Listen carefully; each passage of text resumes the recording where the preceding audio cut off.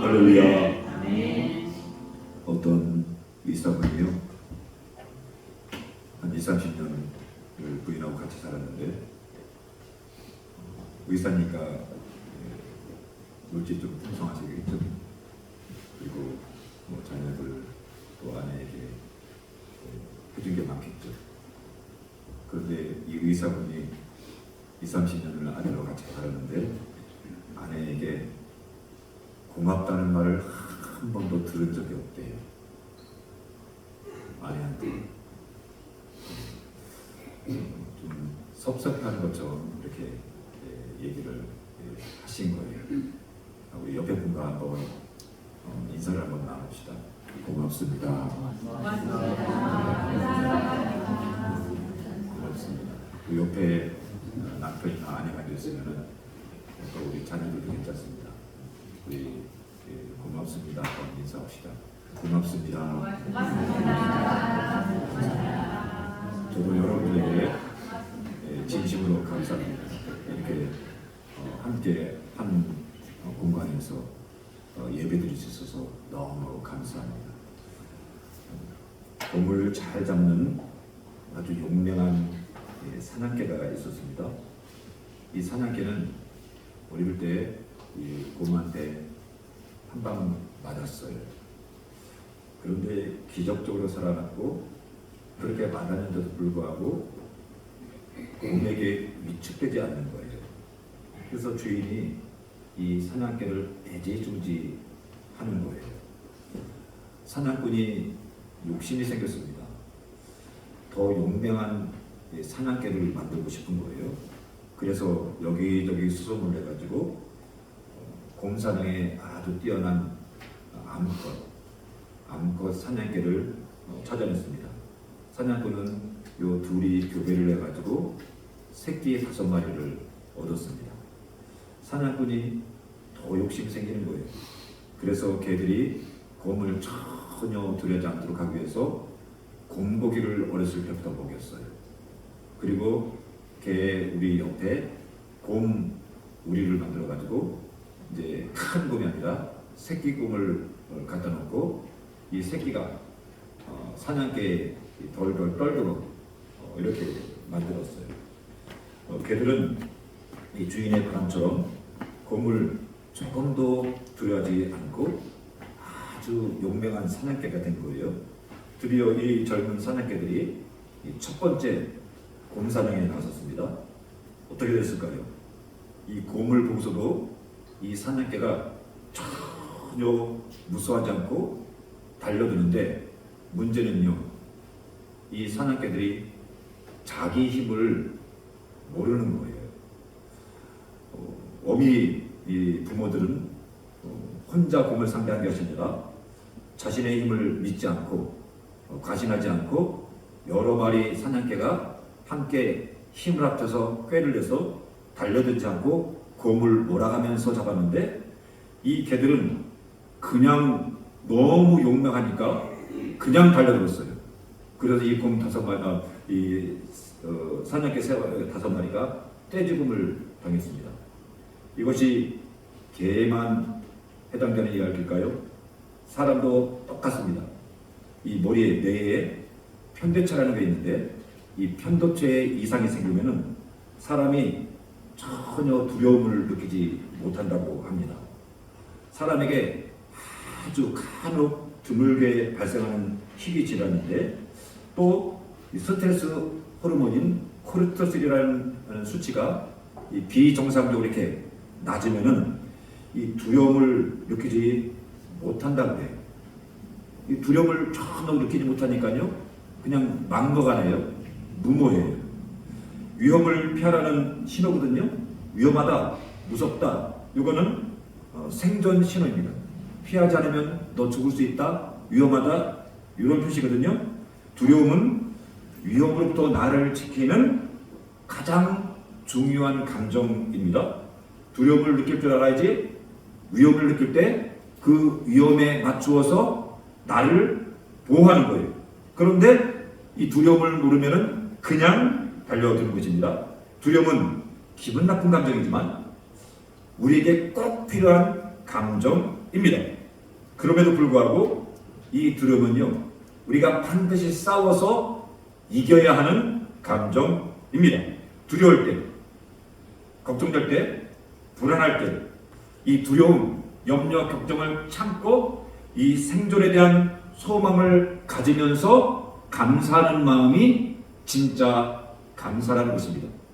평상시가 아니라 두려울 때 하나님을 바라보면서 감사하는 진정한 감사를 하시는 하나님의 자녀 되기를 주님의 이름으로 축복합니다. 여러분, 불안, 염려, 두려움 믿음으로 극복하세요. 그리고 기쁘고 감사하고 행복한 삶을 사시기를 예수님의 이름으로 축복합니다. 1장은 하나님의 감동을 받은 사람들이 저 바벨론에서 예루살렘으로 돌아왔다는 스토리이고, 2장은 그 돌아온 사람들의 명단이 쭉 기록되어 있습니다. 그리고 3장부터 6장까지는 이 돌아온 사람들이 예루살렘의 스룹바벨 성전, 제2성전을 건축했다는 스토리입니다. 돌아온 사람은 49,897명이에요. 약 5만 명이죠. 일반 백성이 42,360명. 그리고 남녀 종들이 7,337명. 그리고 성가대, 노래하는 사람들이 200명. 그런데 이 돌아온 사람들을 보면은요, 종이 제일 많아요. 성경을 가만히 읽어보면은 이 성경을 기록하는 사람들이 이 종을 일반 백성의 숫자에 넣지 않았어요. 왜 안 넣었을까요? 이 일반 백성들은 그냥 평민인데 이 종들을 이 평민, 사람 취급을 안 했던 거예요. 그때나 지금이나 이 종을 대접을 하지 않은 것입니다. 그런데 이 종들이요, 제일 많이 돌아왔어요. 이 종은요, 성전 종입니다. 성전에서요, 설거지하고 청소하고 장작 빼고 물을 깃고 이 잡일을 하는 잡부예요. 그런데 이 사람들이 돌아왔던 것은요, 성전에서 하나님의 특별한 은혜를 경험했다는 의미입니다. 여러분, 예수님은요, 섬기러 오셨습니다. 종으로 오셨습니다. 하늘 보좌 버리시고 이 땅에 오셔서 우리의 종이 되셨습니다. 여러분, 섬기시는 하나님의 자녀 되기를 주님의 이름으로 축복합니다. 유대인들은 바벨론에서 예루살렘에 돌아오자마자 자기 고향으로 돌아갔습니다. 자기 뿌리를 찾아서 이렇게 돌아간 것입니다. 여러분, 우리의 뿌리는 아주 중요해요. 우리의 뿌리는 에덴 동산입니다. 우리의 뿌리는 하나님입니다. 고향으로 돌아간 그 사람들이 7월이 되다 다시 예루살렘으로 모였어요. 우리 1절 말씀을 우리 같이 한번 읽어보겠습니다. 시작. 이스라엘 자손이 각자의 성읍에 살았더니 7개 달에 이르러 일제히 예루살렘에 모이니라. 여기 보면은 하나 둘씩 모인 것이 아니라 일제히 모였다, 이렇게 기록하고 있습니다. 그러니까 각자의 고향을 찾아갈 때에 약속한 거예요. 우리 7월달 1일날 요 전에 다 모여서 요때 시작하자, 이렇게 약속을 한 겁니다. 성경에 이스라엘 백성들이 페르시아에서 언제 돌아오는지, 언제 출발하는지 요거는 기록되지 않았어요. 그것이 중요하지 않았던 것 같아요. 그런데 성전 건축을 하기 위해서 모인 날짜를 아주 정확하게 기록했습니다. 왜 날짜와 시간을 기록했을까요? 그 날에 모여서 예배했기 때문입니다. 예배는 하나님과의 이 공동체의 약속이에요. 예배는 정해진 시간에 드리는 것입니다. 시골에 어떤 교회, 이 목회 신학이라는 이 월간 잡지에 나온 글인데요. 시골의 어떤 이제 교회에 아주 이제 중직이의 부모님이 돌아가신 거예요. 근데 이분이 헌금도 많이 하시고 교회에서 일도 많이 하시고 그런 거예요. 그런데 장례식 날이 하필 주일 예배 시간으로 딱 겹친 거예요. 그러면 다른 시간이나 아니면 그 다음날 하면 되는데 이분이 그날 꼭 해야 되겠다면서 목사님한테 요청을 한 거예요. 목사님한테요. 목사님, 예배 시간을 좀 옮겨서 예배 드리고 요 시간에 우리 장례 예배를 좀 드려주세요. 목사님이 고민을 하다가 주일 예배를 옮겨서 드리고 그날에 그 시간에 장례 예배를 드린 거예요. 그렇게 장례식이 잘 마쳤습니다. 그 다음 주가 됐습니다. 주일날 예배를 드리는데요. 예배를 드리는데 이 목사님이 드리는 거 그대로 기록한 거예요. 그게 뭐냐면요. 교회에서 하나님이 떠나신 것 같더래요. 하나님이 교회에 안 계신 것 같더래요. 제가 2014년에 여기 왔는데요. 이제 저희는 저녁 예배를 드리잖아요. 그때는 저녁 예배를 안 드리고 오후 예배를 드렸어요. 점심 먹고 오후 예배를 드렸는데 좀 걔가 이상해요. 11시 예배 드리고 점심 먹고 오후 예배 드리니까요. 이게 꼭 땡빵하는 것 같기도 하고. 그래서 고민을 했는데 마침 집사님 한 분이 목사님 이상해요. 우리 저녁 예배 드려요. 그러는 거예요. 그래서 제가 고민을 했어요. 예배 시간을 이렇게 옮길까 말까 고민했는데 좋은 교회도 그렇고 그리고 주변에 있는 교회들이 다 주일을 저녁 7시 예배 드리는 거예요. 그래서 이게 뭐지? 하나님의 뜻인가 보다 하고 저녁 7시로 예배를 옮겼어요. 옮겼는데 그 이후에 좀 멀리서 오시는 가정이 이렇게 오셨어요. 오셨는데 그분들이 이제 저녁 예배도 오셨어요. 근데 두 번을 주일날 왔다 갔다 하시니까 너무 힘드신 거예요. 목사님 우리 저녁 예배 드리지 말고 점심 먹고 오후 예배 드려요. 그래요. 그래서 제가 이걸 어떡하지? 제가 대답을 안 했어요. 근데 그 권사님 계속 오후 예배 드려요. 오후 예배 드려요. 그래서 제가 시간을 안 옮겼어요. 그랬더니 이 권사님이 우리 성도님들한테 얘기를 해가지고 목사님한테 말씀드려서 시간 좀 옮겨달라고 계속 그러는 거예요. 제가 안 옮겼습니다. 끝까지 안 옮겼어요. 왜냐면은 사람의 필요에 따라서 예배 시간을 옮겨야 되나 하는 이런 생각이 들어가지고 그래도 한 번 옮겼는데 다시 원래대로 가기가 좀 이게 이상한 거예요. 그래서 제가 안 옮겼어요. 그랬더니 전화가 왔어요. 전화가 와가지고 목사님 똥꼬집이라고 이런 말을 하시면서 교회를 떠나셨어요. 떠나셨는데 여러분 예배는요 하나님과의 약속입니다. 레위기 23장에 보면은 유대인들의 7가지 7대 절기가 나옵니다. 1월달에 세 절기가 있어요. 이렇게 6월절, 무교절, 초실절. 그리고 초실절에서 50일째 되는 날을 오순절이라고 해요. 그리고 7월달에 이렇게 세 절기가 있어요. 7월달에 뭐 있으니까 요 나팔절, 속죄일, 초막절을 지키기 위해서 모인 거예요. 세 개가 앞에 있고 그 다음에 세 개가 뒤에 있고 그 다음에 하나가 중간에 있어요. 하나님이 너희들은 요날 그 다음에 초막절 이 세 번은 꼭 남자들은 하나님의 고인하는 말씀을 하셨죠. 이스라엘 백성들이 예루살렘에 돌아와서 7월 1일 날 모인 이유는 먼저 나팔절을 지키겠다는 뜻이에요. 이 나팔절은 7월 1일 날 나팔을 부는 거예요. 지금도 저 유대인들은 광장에서 100명씩 200명씩 모여서 7월 달이 되면은 나팔을 불어요. 나팔절이라는 뜻이에요. 이 나팔절은 이 죽은 영혼을 깨우는 거예요. 그리고 자신을 하나님께 돌아보면서 하나님께 회개를 하는 거예요. 그 다음에 속죄일을 10일 날 지켰습니다. 속죄일을 10일 날을 지켰는데 1년 동안의 모든 죄를 이날 다 용서를 받는 거예요. 여러분, 우리는요 예수 그리스도의 십자가의 보혈의 공로를 의지하는데 이것은 무엇이냐면요 우리의 과거의 죄, 현재, 미래의 죄까지 한꺼번에 다 사하는 능력이 있는 줄 믿습니다. 예수의 피는요 죄송하지만 이런 말을 해도 괜찮은지 모르겠지만 한 방에 끝내는 속죄의 은혜가 있는 줄 믿습니다. 그 다음에 초막절을 지킵니다. 이 초막절은 15일부터 22일까지 8일 동안 지키는데 이것은 이스라엘 백성들이 40년 광야 생활을 한 것을 기념하는 절기로 신명기 1장 31절에 이렇게 말씀합니다.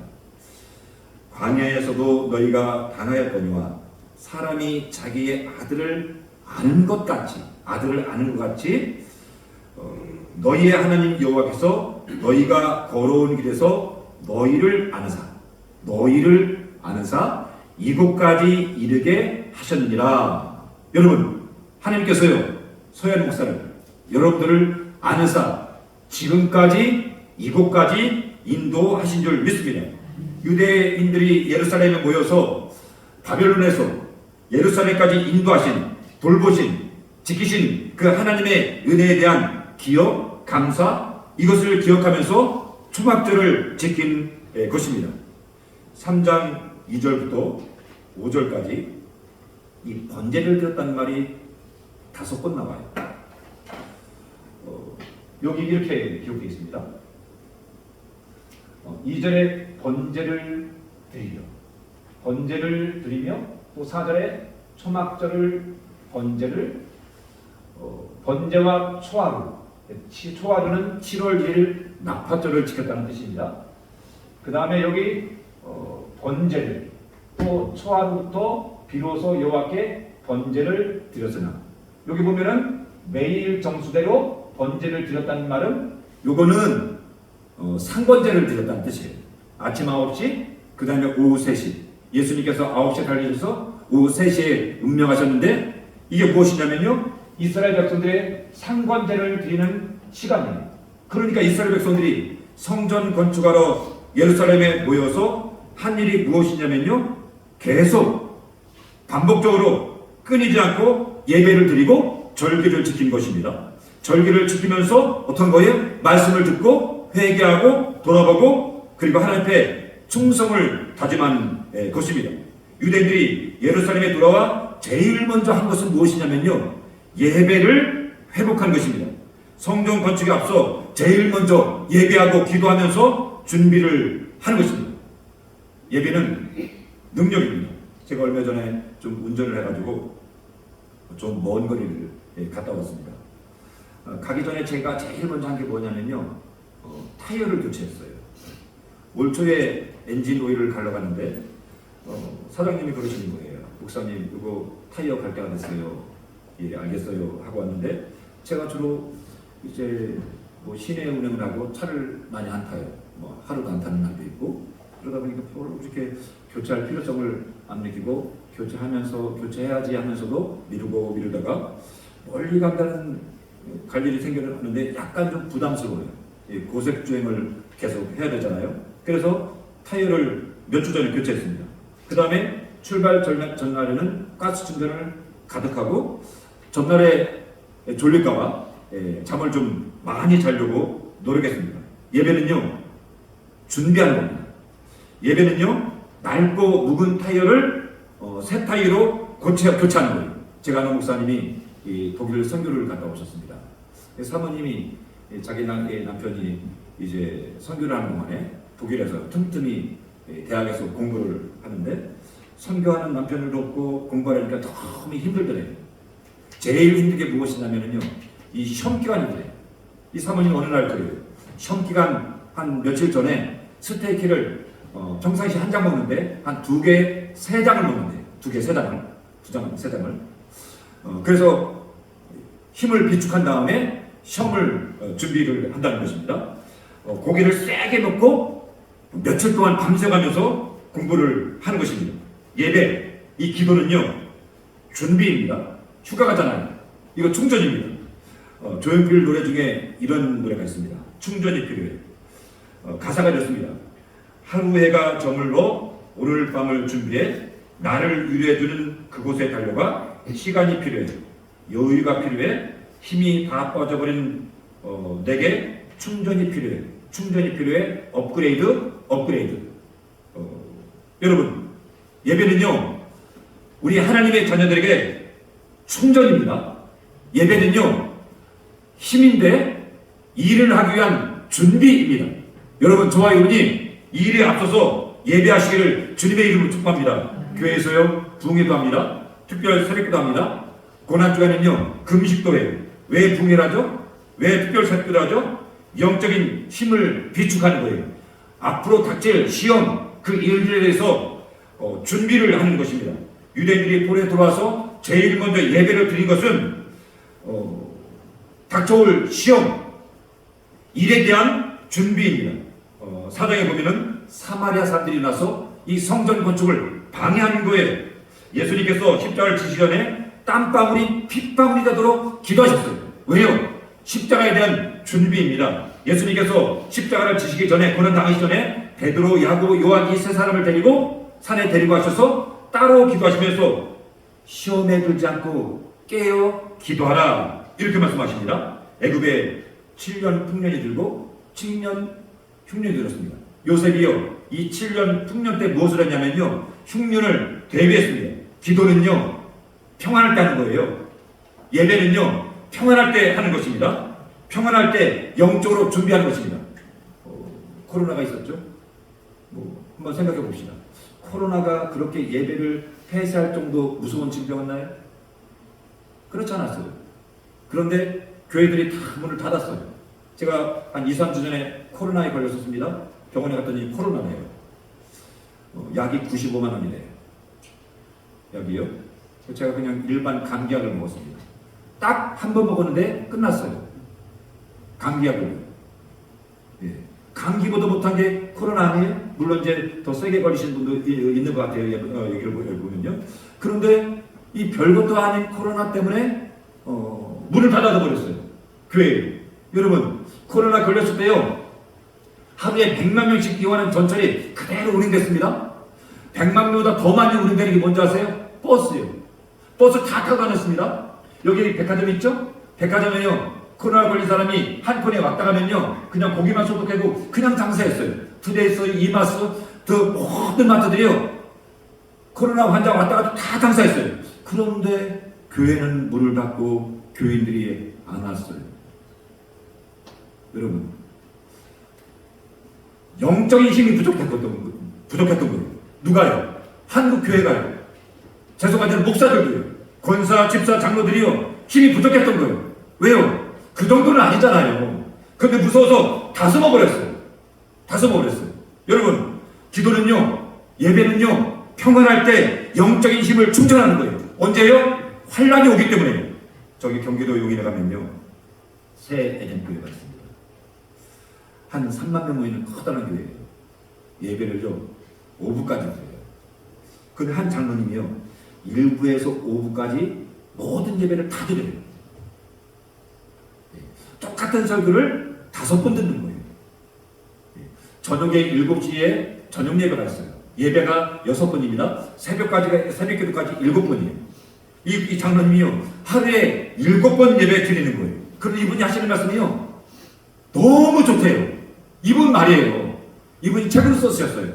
자기는 주일날 되면 모든 예배를 다 드리는데 너무 좋대요. 저는 이해가 안 돼요. 똑같은 설교를 5번? 네, 5번 듣는 거예요. 여러분, 우리는요, 주일날 오면은요, 저녁 때는 절대로 안 와요. 네. 수요일날 안 와요. 새벽 예배 안 와요. 예?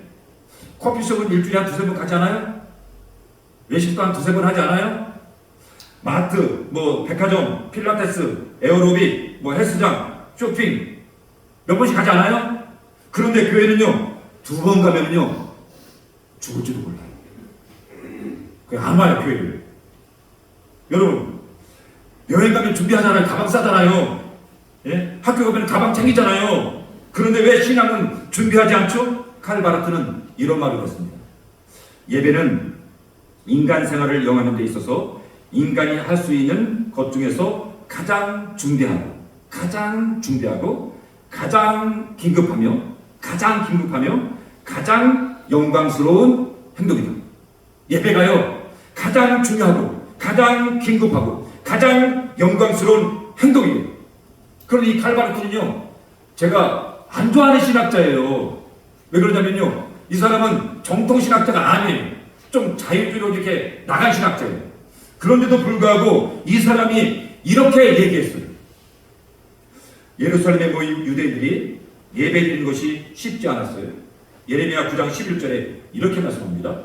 내가 예루살렘을 무더기로 만들며 승냥이 굴이 되게 하겠고 유다 성읍들을 황폐하게 하며 주민이 없게 하리라. 예루살렘이 어떻게 됐냐면요, 다 무너져서 돌무더기가 됐습니다. 승냥이 들짐승의 거처가 됐습니다. 그냥 아무것도 없는 황폐한 땅이 됐습니다. 아무것도 없어요. 폐허가 됐어요. 그런데 거기서 예배드리는 거예요. 거기다 주변에는 원수들, 대적들이 있습니다. 예배드릴 수 있는 상황이 아닌데 유대인들이 여기 모여서 예배를 한 것입니다. 3절 말씀에 이렇게 되어 있습니다.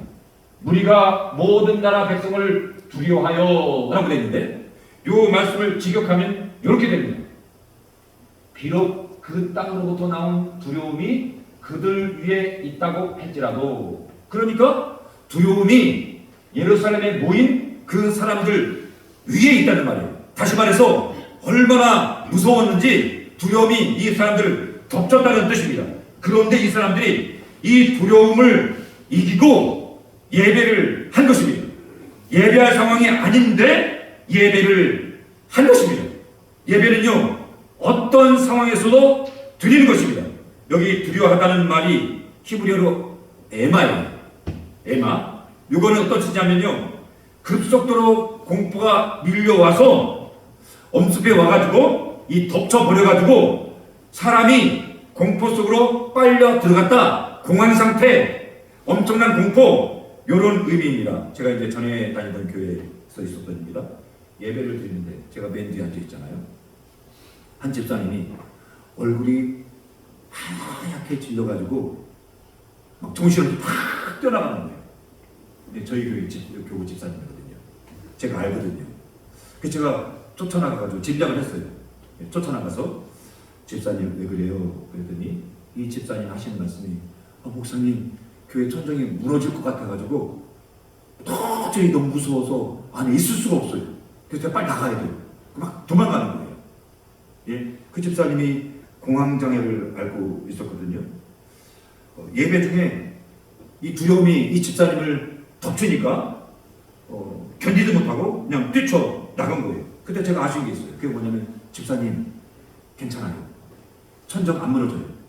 견디세요. 그래야지 공황장애 이길 수 있어요. 라고 말해야 되는데 이 말을 못했어요. 여러분, 두려움은요 사람을요 마비시켜요. 두려움은요 사람을 이상하게 만들어줘요. 여러분, 이 천정이 무너지다니요. 무너질 수 있겠죠. 예? 천정이 무너지다니요. 그 사람이요 이 공황장애, 이 공포에 덮쳐버리면요 그냥 어이없는 행동을 하는 것입니다. 공포가 유대인들을 덮쳤습니다. 그런데 예배를 한 것입니다. 두려움을 참고 견딘 것입니다. 이 3절 말씀을 표준 사본역 성경은 이렇게 번역했습니다. 그들은 그 땅에 사는 백성들이 두렵기는 하지만 제단에 서 있던 예터를 제단을 세우고 거기서 아침 저녁으로 주께 번제를 드렸다. 두렵기는 하지만 뭐예요? 두려움이 덮쳤어요. 그런데 예배한 거예요. 예배한 동기가 무엇이냐면요, 두려움입니다. 두려움과 싸운 거예요. 여러분, 두려움과 싸우시는 하나님의 자녀 되기를 주님의 이름으로 축복합니다. 한산섬 달 밝은 밤에 수리에 혼자 앉아 큰 칼 옆에 차고 깊은 시름 하는 차에 어디선가 일성 가는 남의 애를 끌라니 이순신 장군은요 얼마나 두려웠는지요, 이 애간장이 애가 끓을 정도로 두려웠어요. 그래도 도망하지 않았어요. 남아있는 배는 12척, 13척. 그런데 일본 배는요 133척, 어떤 자료에는 333척, 어떤 자료에는 500척이에요. 어떻게 정확하게 알지 모르겠지만 어쨌든 10배, 20배 많아요, 적군이. 그러니까 이 두려움이 지휘관인 이 이순신 장군을 엄습해 오는데 이순신 장군은요 피하지 않은 거예요. 여러분, 죄송하지만 우리 대한민국 이 조선 500년 역사에서 이렇게 멋진 사람이 있을까요? 죄송하지만 이렇게 멋진 사람이 있을까요? 견디는 거예요. 여러분, 하나님을 모르는 사람도 이렇게 견디는데 저와 여러분은 하나님이 있잖아요. 견디시기를 주님의 이름으로 축복합니다. 견디면 이기는 거예요. 견디면 승리하는 줄 믿습니다. 인생이 두려움이잖아요. 예, 산다는 것은요, 두려움의 연속이에요. 결혼 두려움 아니에요? 어떤 일이 생길지 모르잖아요. 직장, 앞길, 뭐 취업, 뭐 시험 보고 진학하고, 뭐 실패, 죽음, 이 모든 것들이 두려움입니다. 그런데 이 두려움은요, 인간이 살아가는데 돕는 감정이에요. 도와주는 감정입니다. 미국의 일리노이주의 SM 약자입니다. SM이라는 여성이 있는데 세 아이의 엄마예요. 그런데 이 여인은요, 편도체 이상이 왔어요. 그래서 전혀 무슨 일에도 무섭지 않은 거예요. 그 집에 강도가 들었습니다. 강도가요, 이 여인의 목에 칼을 딱 들여댔어요. 그러니까 이 여인이 뭐라고 소리친 줄 아세요? 어서 찔러! 어서 찔러! 그랬답니다. 캘리포니아 대학의 안토니오 박사는 이 여인의 뇌에는 이 공포란 감정이 전혀 없다는 거예요. 아주 희귀한 질환입니다. 여러분, 두려움은요, 우리한테 꼭 필요한 감정입니다. 이 두려움이 있어야지 내가 어려움에 대처하고요, 피하고요, 내 몸을요, 보호하는 거예요. 이 두려움이 없으면요, 내 몸을 보호하지 않아요. 두려움은 꼭 필요합니다. 하지만 이 두려움은 우리가 예수 이름으로 이겨야 합니다. 여러분, 예배로 두려움과 싸우세요. 예배로 우리 삶에 수없이 다가오는 불안, 염려, 걱정, 두려움을 이기시는 하나님의 자녀 되기를 주님의 이름으로 축복합니다. 개업할 때, 이사할 때, 일을 시작할 때, 좋은 일 있을 때, 나쁜 일 있을 때, 불안할 때, 여러분, 예배하세요. 예배가요, 우리한테 힘을 준다니까요. 하나님 앞에서 우리에게 가장 큰 승리는요, 예배 드릴 수 없는 상황에서 예배를 드리는 거예요. 모든 상황에서 예배하는 것입니다. 큰 물고기가 요나를 삼켰어요. 물고기 뱃속에서 요나가 기도를 했어요. 물고기 뱃속에서 요나가 편했을까요? 앉을 자리가 있었을까요? 산소가 넉넉했을까요? 빛이 있었을까요? 1891년 2월 달에 이 남아메리카 해안, 이 포클랜드 제도 부근에서요, 제임스 파큐이라는 사람이 고래 뱃속에 들어갔습니다. 그러다가 15시간 만에 구조됐어요. 이거 실화예요? 예. 브리테니커 사전에 나오는 이야기예요. 예. 고래 뱃속에 들어갔습니다. 15시간 만에 나왔는데 위장의 소화액으로 피부가 하얗게 됐어요. 피부에 털이 다 녹았어. 그런데 살았어요. 레이너라는 잠수부는 잠수하다가 고래 입속에 들어갔어요. 그냥 닫아버렸어요. 순간 고래 입속이라는 것을 알았는데 공포가 밀려오는 거예요. 그 사람이 이렇게 말했습니다. 당신이 고래 뱃속에 있다고 상상해보라. 그 어떤 두려움과도 비교할 수 없는 수준의 공포다. 요나는요, 이 두려움하고는 그냥 말할 수 없는 두려움인 거예요. 그런데 그 상황에서 하나님께 찬송하고 기도를 한 것입니다. 바울과 실라는 매를 맞다가 실신했습니다. 사람들이 실신한 이 바울과 실라를 지하 감옥에 지어 던졌어요. 한밤중에 일어났는데 몸이 너무 아파요.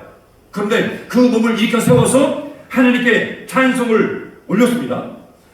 다니엘은 30일 동안 다른 신에게 기도하면 사자굴에 던진다는 말을 듣고도 하나님 앞에 정한 시간에 예배하고 기도했습니다. 예배는요, 예배할 수 없는 상황에서 하는 겁니다. 기도는요, 기도할 수 없는 상황에서 하는 거예요. 우리 하나님의 자녀의 최고의 승리, 이것입니다. 저와 여러분이 예배하시기를 주님의 이름으로 축복합니다. 예배를 계속해서 드리고 났더니 이 유대인들에게 힘이 생겼습니다. 그래서 성전 건축을 준비합니다. 우리 7절을 같이 한번 읽어보겠습니다. 시작. 이에 목수와 목수에게 돈을 주고 또 시돈 사람과 도로 사람에게 먹을 것과 마실 것을 기름을 주고 바사와 고레스의 명령대로 백향목을 레바논에서 기업과 해안까지 운송하게 하였더라. 여기 이렇게 되어 있습니다. 목재를, 백향목을 운송하게 하였더라. 요바는요, 요나가 저 다시스로 도망가려고 배 탄 곳입니다. 지금의 텔아비브죠. 지금의 행정수도입니다. 지금은 여기에 유대인들이 많이 살지만 그때 당시에는요 이방인들이 다 점령하고 이곳에 살았어요. 이들이 두려워서 어쩔 바를 모르는데 극복하고 예배를 드린 다음에 일을 하기 시작한 것입니다. 또 이렇게 말씀합니다. 우리 8절 말씀 같이 읽겠습니다. 시작. 예루살렘에 있는 하나님의 성전에 이른 지 2년 둘째 달에 스알델의 아들 스룹바벨과 요사닥의 아들 예수아와 다른 형제의 제사장들과 레위 사람들과 무릇 사로잡혔다가 예루살렘에 돌아온 자들이 공사를 시작했습니다. 여기 이렇게 말씀합니다. 공사를 시작했어요. 언제요? 2년. 예루살렘에 있는, 그러니까 성전에 예루살렘에 돌아온 지 2년. 그러니까 그 다음입니다. 그 다음에 2년 둘째 달 2월 달에 성전 건축을 시작했다. 이렇게 말씀을 하고 있습니다. 그러니까 이 사람들이요 7월 1일 날 모여가지고요 절기를 지키고요 상번제를 드리고요 번제를 드리면서 충성과 헌신을 다짐하면서 자그마치 6개월 7개월 만에 성전 건축을 시작을 한 거예요. 뭘 한 거예요? 예배를 드리면서 성전 건축을 준비를 한 것입니다. 여러분, 저와 여러분이 이 예배가 우리 행동의 시작이 되기를 주님의 이름으로 축복합니다. 루이스 가글류라는 사람은 이런 말을 했어요. 예배는 우리의 관중 문화가 아니라 그 자리를 박차고 나와 실제로 스포츠 경기에 뛰어드는 것이다. 예배가 그냥 구경꾼 관중이 아니라 그 자리를 박차고 나와서 스포츠, 이 운동선수가 돼서 이 경기를 하는 것이다. 이렇게 말씀합니다. 그러니까 이 예배는요 우리의 행동이라는 거예요. 두려움은 유대인들을 마비시킬 정도로 엄습했습니다. 그런데 예배는요 행동하겠어요. 성전을 건축하겠어요. 예배는 삶 속으로 뛰어들어가는 것입니다. 저와 여러분이 이 예배를 통해서 한 주간의 힘을 얻으셔서 한 주간도 승리하시기를 주님의 이름으로 축복합니다. 10절 말씀을 우리 같이 한번 읽겠습니다. 우리 성경을 같이 읽겠습니다. 10절입니다. 시작. 여호와의 성전의 기초를 놓을 때에 제사장은 예복을 입고 나팔을 불고 아삽 자손 제사장 그리고 서서 이스라엘 왕 다윗이 그래도 여호와를 찬송하되, 성전 건축을 시작하는데 찬송을 했습니다. 11절 같이 읽겠습니다. 시작. 찬송으로 화답하며 했습니다. 찬송으로 화답하며. 자, 우리 끝에 읽겠습니다. 끝에 11절 끝에 여호와를 시작. 여호와를 찬송하며 큰 소리로 즐거이 부르고. 자, 12절입니다. 시작. 제사장들과 레위 사람들과 나이 많은 족장들은 첫 성전을 보았으므로 이제 이 성전 기초가 놓임을 보고 대성풍부가 있으나 여러 사람은 기쁨으로 크게 함성을 지르니. 13절 시작. 백성이 크게 외치는 소리가 됐습니다. 여러분, 두려움으로 시작했습니다. 두려움이 예루살렘을 덮쳤습니다. 그런데 예배 드리고 났더니 이 두려움이 물러가고 찬양이 바뀌었습니다. 기도가 생겼습니다. 사람들의 함성이 들렸습니다. 두려움이, 불안, 걱정이 찬송이 되고 기쁨이 되고 함성이 될 줄 믿습니다. 저와 여러분이 이 예배를 통해서 힘을 얻어 찬송과 기도로 승리하시는 하나님의 자녀 되기를 주님의 이름으로 축복합니다.